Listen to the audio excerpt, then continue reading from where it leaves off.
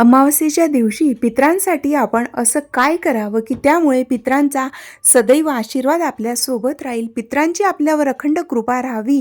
त्याचबरोबर पितृदोष असेल तर प्रखर पितृदोषसुद्धा याच्याने कमी होतो. तर अमावस्येच्या दिवशी पितरांसाठी या ठिकाणी विशेष ठिकाणी दिवा प्रज्वलित करावा, त्यामुळे आपल्यावर पितरांचा सदैव कृपा आशीर्वाद राहतो. तर त्यासाठी व्हिडिओ पूर्ण पहा. आजच्या व्हिडिओमध्ये आपण तीच माहिती घेणार आहोत की अमावस्येच्या दिवशी आपण दीपदान करायचं आहे, पण ते कुठे करावं, त्याचं महत्त्व काय असणार आहे, हे आपण आजच्या व्हिडिओमध्ये माहिती करून घेणार आहोत. नमस्कार सर्वांना, श्री स्वामी समर्थ. अमावस्येच्या दिवशी म्हणजे हा अतिशय विशेष असा दिवस असतो. ह्या दिवशी आपण पितरांसाठी जी काही सेवा करतो ती पितरांपर्यंत पोचत असते. त्याचबरोबर अमावस्या हा लक्ष्मीकारक सुद्धा दिवस मानला जातो. अमावस्येच्या दिवशी ज्या पद्धतीने करणे बाधा वगैरे ब्लॅक मॅजिक हे प्रकार होत असतात, पण जी सेवा उपासना करत असतो आपण, त्यामुळे आपल्या सभोवती एक सुरक्षा कवच निर्माण होत असतं आणि उपाय जे करत असतो तर ते अतिशय सिद्ध होत असतात. म्हणूनच आपण अमावस्येच्या दिवशी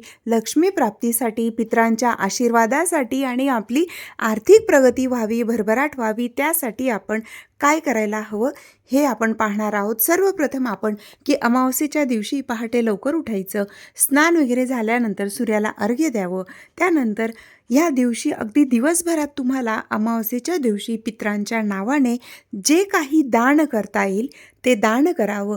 त्यात तुम्ही जे काही वस्त्रदान करू शकतात, अन्नदान करू शकतात, ज्यांना कोणाला चप्पल वगैरे नसेल ते चप्पल दान करू शकतात, छत्रीचं सुद्धा दान करू शकतात, किंवा जे कंबल असतं ते सुद्धा तुम्ही दान करावं. त्यामुळे पितरांचा आशीर्वाद आपल्यावर सदैव राहत असतो. आणि सर्वात महत्त्वाचं की आपल्या सदैव आपली प्रगती व्हावी आणि सर्वांचं आरोग्य चांगलं राहावं, प्रत्येक कार्यात यशस्वी व्हावं, यासाठी ज्या पद्धतीने कुलदेवीची सेवा महत्त्वाची असते त्याच पद्धतीने पितरांची कृपा आपल्यावर असणं महत्त्वाचं आहे. आणि पितरांची कृपा आपल्याला ह्या ज्या काही गोष्टी असतात त्या केल्याने पितरांची आपल्याला कृपा मिळत असते. अमावस्येच्या दिवशी स्नान करताना त्यात तुम्ही गंगाजल किंवा खडे मीठ असेल, जाड मीठ किंवा हळद अशा पद्धतीने जरूर टाकावं, त्याच्याने जरूर स्नान करावं.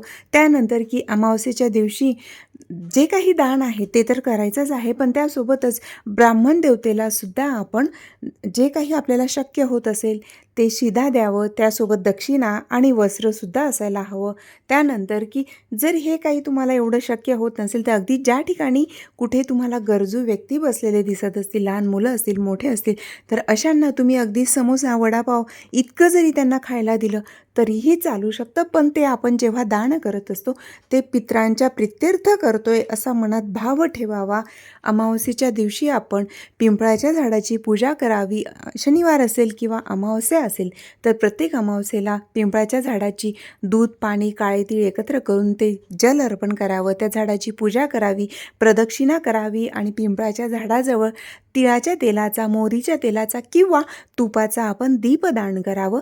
पिंपळाच्या झाडाची पूजा आपण सकाळीच करायची आहे आणि त्या ठिकाणी आपण दीपदान जरूर करायला हवं.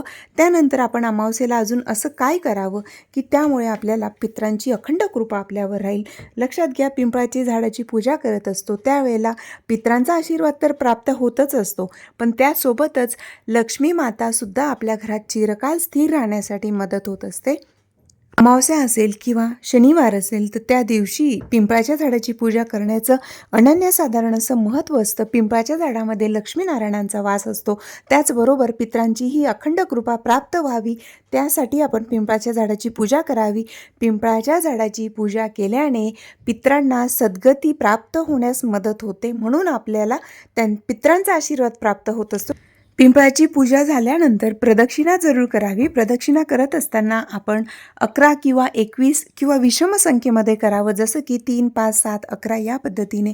आणि प्रदक्षिणा करत असताना ओम नमो भगवते वासुदेवाय किंवा ओम विष्णवे नमः असा विष्णूंच्या नावाचा जप करावा, किंवा त्या ठिकाणी तुम्ही विष्णू सहस्रनाम स्तोत्र किंवा हनुमान चालिसा जरूर पठण करावं. त्यानंतर तिथे जेव्हा दीपदान करत असतात तर त्यावेळेला तो दीप जमिनीवर न ठेवता त्यासाठी आसन असणं सुद्धा महत्त्वाचं असतं. थोड्या अक्षता ठेवून मग त्यावर दीप ठेवावा. तर पहा, जेव्हा आपण पितरांच्या नावाने काहीही करत असतो त्यामुळे पितरांचा आशीर्वाद आपल्याला प्राप्त होतो आणि जो काही प्रखर पितृदोष असेल तो सुद्धा निघून जाण्यास मदत होत असते. पिंपळाच्या झाडाची पूजा केल्यामुळे लक्ष्मी माता आपल्या घरात स्थिर राहण्यास मदत होत असते. पैसा आपल्या घरात येत असेल पण तो टिकत नसेल, काही ना काही कारणामुळे आपल्या घरातून पैसा जात असेल, मग ते दवाखाना असेल किंवा इतर खर्च असतील किंवा अजून अशा गोष्टी असतील की ज्या आपल्याला अगदी मनात नसताना त्या ठिकाणी आपला कारण नसताना सुद्धा पैसा उगाचच व्यर्थपणे खर्च होत असेल, तर अशा वेळेला तुम्ही पिंपळाच्या झाडाची जरूर पूजा करा. त्यामुळे घरात लक्ष्मी स्थिर राहण्यासाठी सुद्धा मदत होत असते.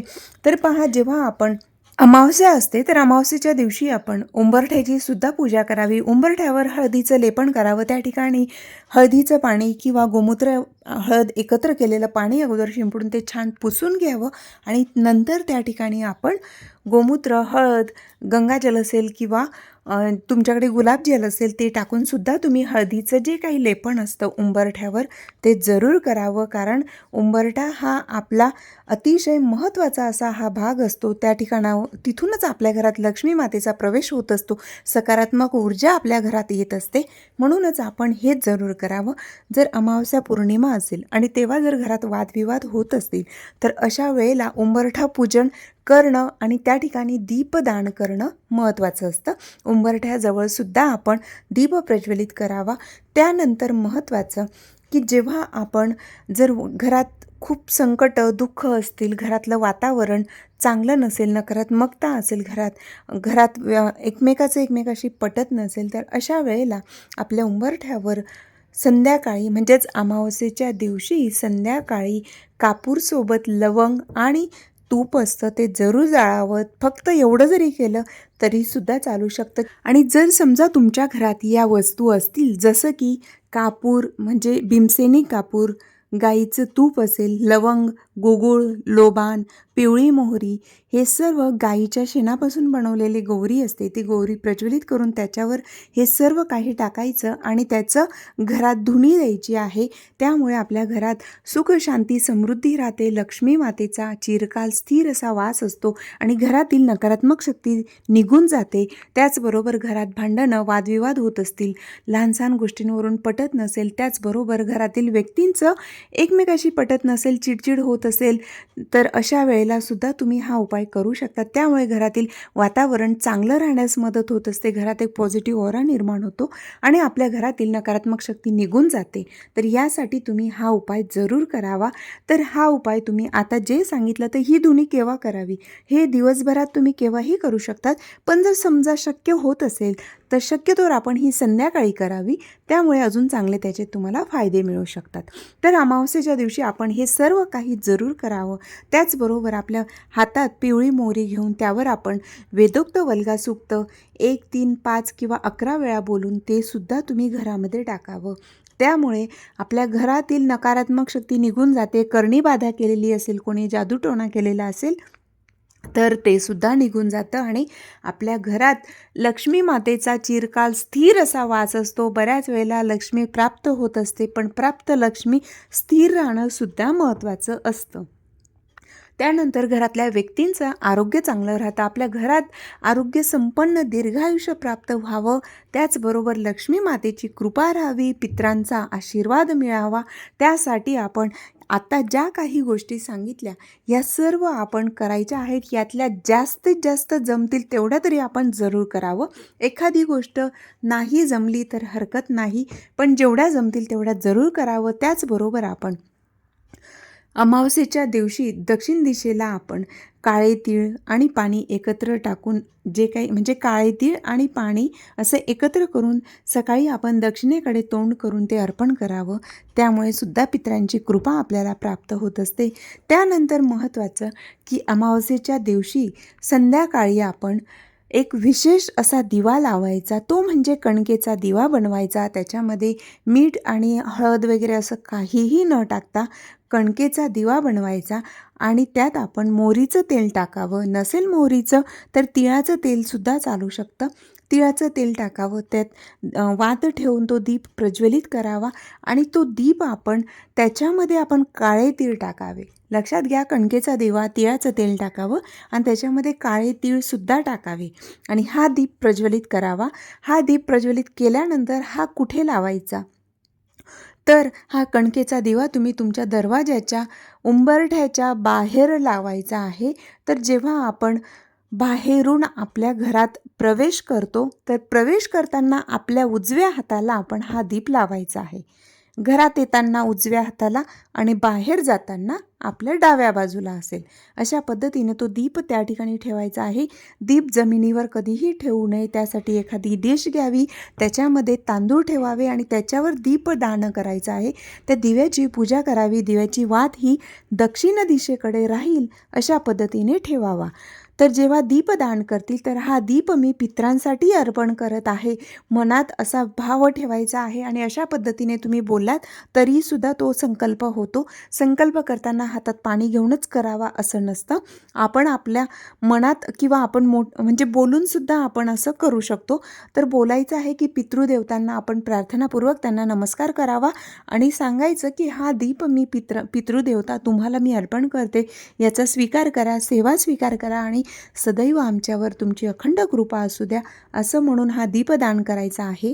त्या दिव्याजवळ बसून तुम्ही पितृअष्टक म्हणू शकतात, पितृस्तुती करू शकतात. आणि जर हे होत नसेल किंवा येत नसेल, तर मग अशा वेळेला तुम्ही फक्त ओम पितृदेवाय नमः, ओम पितृदेवाय नमः असा तुम्ही थोडा वेळ तिथे बसून जप केला तरीही चालू शकतं आणि तो दीप आपण पितृदेवतांना अर्पण करावा. अशा पद्धतीने आपण पितरांसाठी हा दीप प्रज्वलित जरूर करावा. त्यानंतर जर समजा दरवाजाच्या बाहेर जागा नसेल किंवा शक्यच नसेल, तर मग अशा वेळेला तुम्ही हा जो दीप आहे, तर कणकेचा दीप अशाच पद्धतीने बनवायचा आणि तो पिंपळाच्या झाडाखाली संध्याकाळी अर्पण करायचा आहे. अमावस्येच्या दिवशी संध्याकाळी अशाच पद्धतीने दीप प्रज्वलित करून तो पिंपळाच्या झाडाखाली ठेवायचा आहे. पिंपळाच्या झाडाखाली ठेवताना सुद्धा तो जमिनीवर डायरेक्ट ठेवायचा नसतो. म्हणून तिथे सुद्धा तुम्ही एखादं काही असेल त्याच्यावर ठेवा आणि अक्षता ठेवून मग तो दीप ठेवावा. दीप जमिनीवर कधीही ठेवू नये, त्यामुळे महादोष लागत असतो. तर अशा पद्धतीने पितरांच्या नावाने तुम्ही संध्याकाळी दीपदान जरूर करा आणि त्या ठिकाणी पिंपळाच्या झाडाखाली दीपदान केल्याने सुद्धा पितरांची अखंड कृपा प्राप्त होत असते. पितरांसाठी आपण जी काही सेवा करतो, उपासना करतो, ते जेव्हा ते पुण्य आपण पितरांना अर्पण करत असतो, त्यामुळे पितर आपल्यावर खूप खुश होत असतात, त्यांचा आशीर्वाद प्राप्त होत असतो. पितरांचा आशीर्वाद असणं आणि पितरांची कृपादृष्टी आपल्यावर असणं खूप जास्त गरजेचं असतं. पिंपळाच्या झाडाखाली जेव्हा तुम्ही दीपदान करतील, तर त्या ठिकाणी तुम्ही एखाद्या पानावर किंवा कशामध्ये तुम्ही पितरांसाठी मिठाई किंवा गोड पदार्थ एखादा त्या ठिकाणी ठेवू शकतात. मिठाई ठेवली तर अतिउत्तम. अशा पद्धतीने सुद्धा करू शकतात. 5 प्रकारची मिठाई शक्य होत असेल तर जरूर ठेवा, नसेल शक्य तर 1 प्रकारची मिठाई जरी तुम्ही त्या ठिकाणी पिंपळाच्या झाडाखाली अर्पण केली तरीही चालू शकतं. संध्याकाळी दीपदान करतानाच तुम्ही मिठाई जरूर ठेवावी आणि ते पितरांसाठी अर्पण करत आहात असा भाव तिथे असावा. अशा पद्धतीने जरूर करा. आणि लक्षात घ्या, ज्या वेळेला पितृदोष असतो, तर पितृदोष असेल किंवा पितरांची आपल्यावर कृपा नसेल किंवा पितर आपल्यावर नाराज असतील, तर अशा वेळेला आपण जे काही कार्य करतो त्यात आपण यशस्वी होत नाही. अनेक संकट अडीअडचणी येत असतात. म्हणून ही सेवा जरूर करावी. माहिती थोडी जरी आवडली असेल तर लाईक करायला विसरू नका आणि कमेंटमध्ये श्री स्वामी समर्थ जरूर लिहा. सर्वांना श्री स्वामी समर्थ.